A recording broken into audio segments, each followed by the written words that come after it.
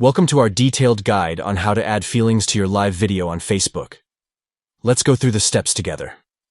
To begin, launch the Facebook app on your Android device. Tap on the What's on Your Mind section to create a new post. Select Live Video to start setting up your live broadcast. Tap Go Live to begin streaming your video to your audience. During the live video, tap on the 3 lines located at the bottom right corner of the screen. Select Add to your post to include additional elements to your live video. Choose Feeling Activity to add a feeling tag to your live video post. Tap on Feelings to explore and select the feeling tag that best represents the mood or sentiment of your video.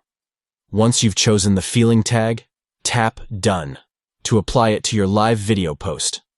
By following these steps, you can enhance your live video content on Facebook by adding feelings to convey emotions and engage your viewers in a more expressive way. Thank you for watching. We hope this guide has been helpful in demonstrating how to seamlessly add feelings to your live video on Facebook.